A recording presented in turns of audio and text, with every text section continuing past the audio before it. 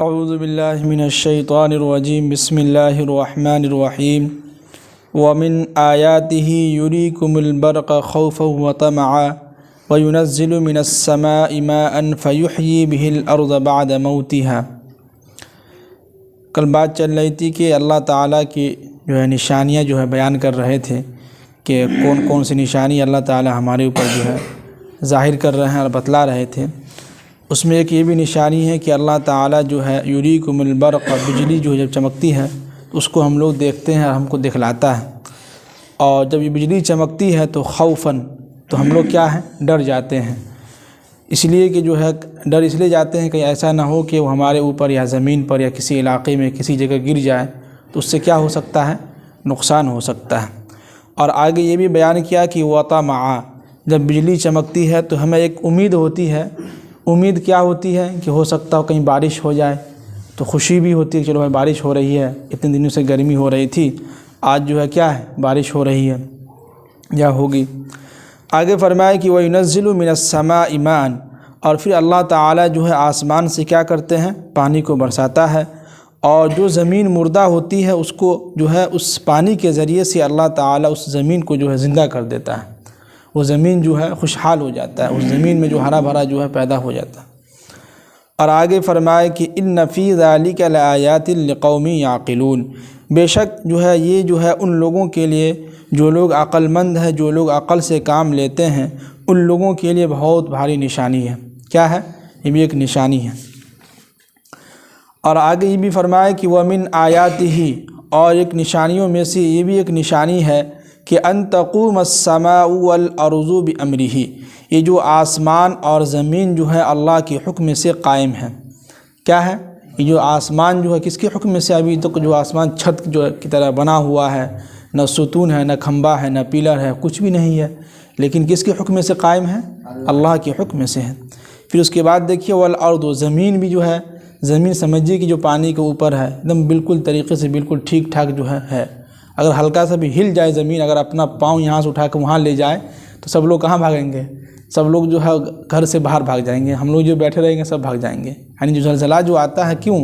اس لیے کہ زمین جب ہٹنے لگتی ہے اپنی جگہ سے دوسری جگہ تو زلزلے کی شکل میں آ جاتی ہے وہ۔ تو یہ بھی اللہ تعالیٰ کا سمجھیے کہ نشانی ہے کہ زمین اور آسمان کو اللہ تعالیٰ بالکل اپنے حکم سے رکھے ہوئے ہیں، کو ایک دم قائم ہے۔ آگے فرمائے کہ ثم اذا دعاکم دعوة من الارض، پھر جب تمہیں اللہ تعالیٰ تمہیں پکاریں گے تو تم سب کے سب لوگ من الارض، زمین سے نکلو گے۔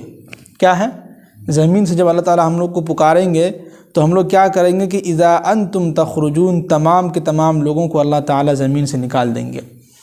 جی، جب اللہ تعالیٰ کے حکم سے اسرافیل علیہ السلام کو حکم دیں گے تو کیا ہوں گے؟ سارے کے سارے لوگ زمین سے ہم سب لوگ نکل جائیں گے، یعنی اپنے اپنی قبروں سے۔ آگے فرمائیں کہ وَلَهُ مَنْ فِي السَّمَاوَاتِ وَالْأَرْضِ، یہ زمین اور آسمان کس کی ملکیت ہے؟ اللہ کی ملکیت ہے۔ اور كُلٌّ لَهُ قَانِتُونَ، ان سب چیزوں میں اللہ کا حکم چلتا ہے۔ یہ ساری چیزیں کس کے تابع ہیں؟ اللہ کے تابع میں ہیں، ساری چیزیں اللہ کے حکم سے چل رہی ہیں۔ اور آگے فرمائیں کہ وَهُوَ الَّذِي يَبْدَأُ الْخَلْقَ ثُمَّ يُعِيدُهُ، اور وہی اللہ ہے جو ہمیں پہلی مرتبہ پیدا کیا ہے، پھر ثم یعیدہ، پھر ہمیں مرنے کے بعد دوبارہ کیا کریں گے؟ زندہ کریں گے۔ وَهُوَ أَهْوَنُ عَلَيْهِ، اور یہ بہت آسان ہے ان کے لیے۔ کس کے لیے؟ اللہ تعالیٰ کے لیے یہ کیا ہے؟ بہت آسان ہے دوسری مرتبہ پیدا کرنا۔ اور آگے فرمائیں کہ وَلَهُ الْمَثَلُ الْأَعْلَى فِي السَّمَاوَاتِ وَالْأَرْضِ، اس زمینوں اور اس آسمانوں اور زمین میں اللہ ہی کی شان ہے، سب سے اولا، سب سے اعلیٰ، سب سے اونچا شان کس کا ہے؟ اللہ کا ہے۔ اور آگے فرمائیں کہ وَهُوَ الْعَزِيزُ الْحَكِيمُ، اور وہ اللہ تعالیٰ صاحب اقتدار اور حکمت والا ہے۔ جی، آگے اللہ تعالیٰ ہمیں ایک مثال کے ذریعے سے سمجھا رہے ہیں کہ ضَرَبَ لَكُم مَثَلًا مِّنْ أَنفُسِكُم، جو لوگ اس وقت کفار مشرکین تھے، ان لوگوں کو، انہی کے لوگوں میں سے ایک مثال دے رہے ہیں کہ ضَرَبَ لَكُم، وہ تمہیں خود مَثَلًا مِّنْ أَنفُسِكُم، تمہاری ہی میں سے ایک مثال دے رہے ہیں کہ هَلْ لَكُم مِّمَّا مَلَكَتْ أَيْمَانُكُم مِّن شُرَكَاءَ فِيمَا رَزَقْنَاكُمْ فَأَنْتُمْ فِيهِ سَوَاءٌ تَخَافُونَهُمْ كَخِيفَتِكُمْ أَنفُسَكُمْ۔ اس کا ترجمہ سب سے آسان یہ ہے جو سمجھنے کے لیے کہ کفار و مشرکین اس وقت جو ہے اپنے پاس غلام رکھتے تھے. کیا رکھتے تھے؟ نوکر رکھتے تھے، خادم رکھتے تھے، غلام رکھتے تھے.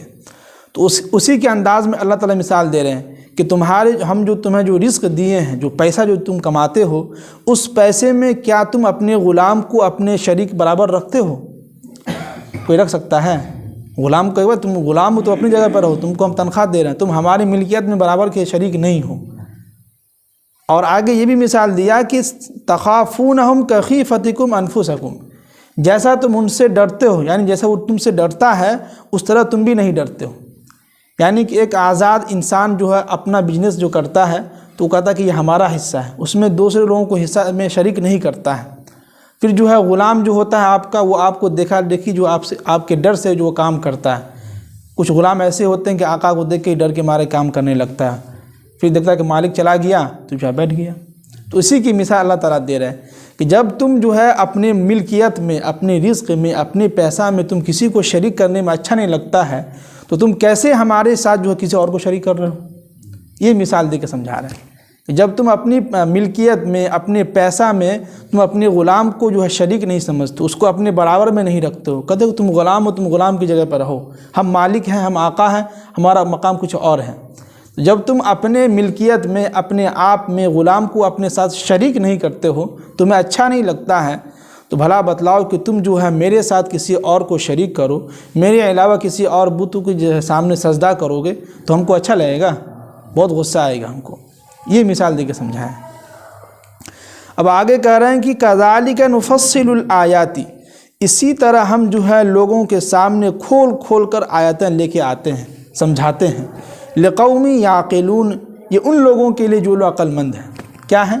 عقل مند ہیں. قرآن دیکھیے کہ بار بار عقل مند کا تذکرہ کر رہا ہے. اسے سمجھ میں آتا ہے کہ ہم کوئی بھی کام کریں دماغ سے کام کریں، عقل سے کام لیں، ہر جگہ عقل کا استعمال کریں. ایسا نہیں کہ جو من میں آیا کر دے بغیر سوچے سمجھے. تو اس لیے قرآن بار بار عقل مند کا تذکرہ کر رہے ہیں. جی، اور آگے فرمائے کہ بل اتبع الذین ظلموا اہواءہم بغیر علم، بلکہ یہ ظالم لوگ جو ہے بغیر علم کے اپنے خواہش کے پیچھے چل دیتے ہیں. یعنی کہ کچھ علم ہے نہیں کہ اللہ کون ہے، کس نے پیدا کیا، یہ ساری چیزوں کو کس نے پیدا کیا، یہ آسمان کو کس نے بنایا، یہ مسئلے مسائل کیسا نہیں ہے. بغیر علم کے اس کے پیچھے جو اپنے من کے مطابق دل نے جو کہا وہ کیا ہے ہم نے کر لیا. تو قرآن نے اس کو ظالم لوگوں سے تشبیہ دیا ہے. بلکہ یہ ظالم لوگ ایسے ہیں جو بغیر علم کے جو ہے اپنے خواہش کے پیچھے چل دیتے ہیں. ابھی بھی کچھ لوگ ایسے ہیں، مسئلے مسائل تو کچھ معلوم ہے نا، لیکن اپنی خواہش میں دل نے چاہا تو اس مسئلے کو بتلا دیا، اس پہ جو ہے چلنے لگے ہم. تو ہمیں کوئی بھی مسئلہ پیش آئے سب سے پہلے کس سے پوچھنا ہوگا؟ ایک اچھے عالم دین سے، مفتیان کرام سے، اس کے بارے میں اچھی طرح سے تحقیق کریں، پھر اس کے بعد جو اس پہ ہم عمل کریں. بغیر علم کہ ہم کسی کے اوپر جو ہے نہ چلیں، نہ اس کے پیچھے جو اپنے خواہش کے مطابق جو ہے چل دیں، یہ بھی صحیح نہیں ہے. اور آگے فرمائے کہ جب جو لوگ بغیر علم کے اپنے خواہش کے پیچھے چل دیتے ہیں اس کا انجام کیا ہوگا. دیکھیے فرمائے کہ فمن یہدی، اب ایسے لوگوں کو کون ہدایت دے سکتا ہے؟ کیا ہے؟ اللہ تعالیٰ کہہ رہے ہیں کہ فمن یہدی، ایسے لوگوں کو کون ہدایت دے سکتا ہے؟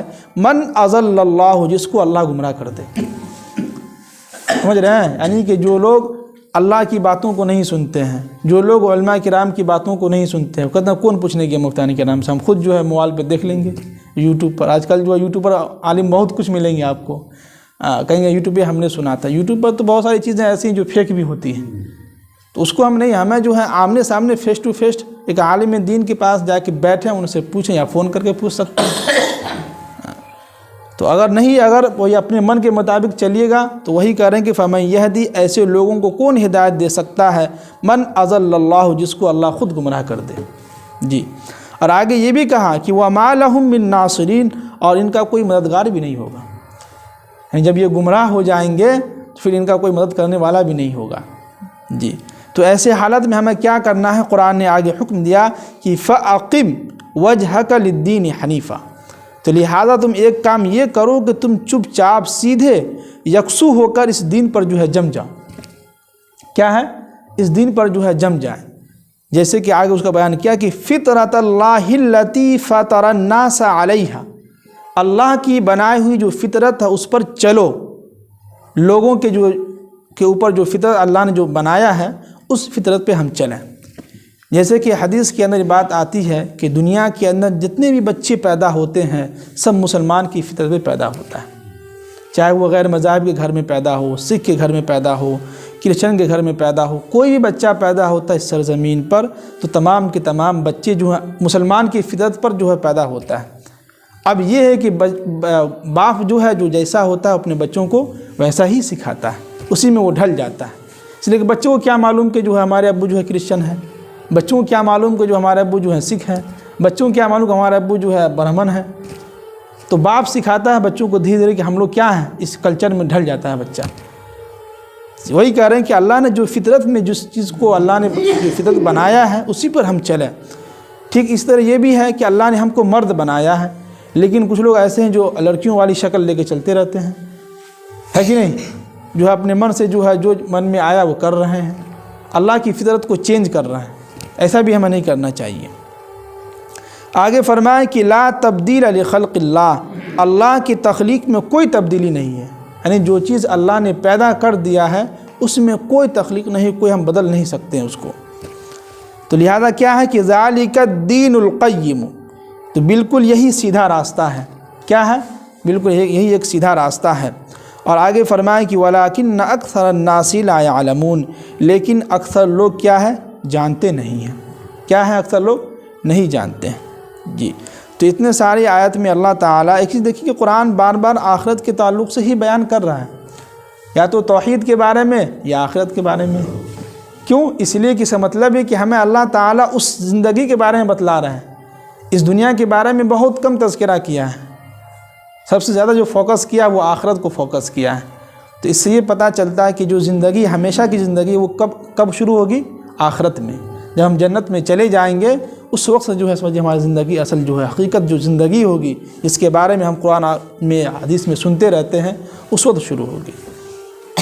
اس لیے ہمیں قرآن کی جو آیات اور احادیث ہے اس پہ ہمیں کیا کرنا ہوگا؟ عمل کرنا ہوگا۔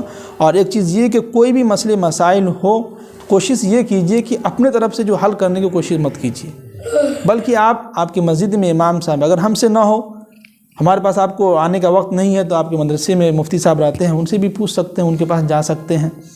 بغیر اپنے من سے جو ہے یوٹیوب پر جو ہے سن لیے اور جو ہے وہ اس پہ عمل کر رہے ہیں، یہ صحیح نہیں ہے۔ ہاں ہوتے ہیں یوٹیوب پر اکثر و بیشتر غلط نہیں ہوتے ہیں، کچھ اچھے بھی ہوتے ہیں، لیکن کوشش یہ کیجئے کہ سامنے فیس ٹو فیس بیٹھ کے جو ہم علماء کرام سے پوچھ لیں، سب سے اچھا طریقہ ہے۔ جی باقی ایک چیز یہ کہ اشراق کی نماز جو ہے حدیث کے اندر یہ بات ملتی ہے کہ اللہ کے نبی صلی اللہ علیہ وسلم جو ہے فجر کی نماز کے بعد سلام و صلات کے بعد یعنی دعا وغیرہ کے بعد اپنی جگہ پہ بیٹھے رہتے تھے۔ بیٹھنے کے بعد سورج نکلنے کے بعد 15 منٹ کے بعد اشراق کی نماز ادا کرتے تھے۔ سمجھ رہے ہیں؟ اس میں یہ بھی ہے کہ اب ایسا نہیں کہ نماز ادا کیے سلام پھر کے چلے گئے گھومنے پھرنے، اب جب سورج نکل گیا 15 منٹ کے بعد پھر آ کے اشراق کی نماز پڑھ رہا، ثواب تو ملے گا لیکن اس حدیث پہ عمل نہیں ہو پائے گا جس طرح اللہ کے نبی صلی اللہ علیہ وسلم کیے ہیں۔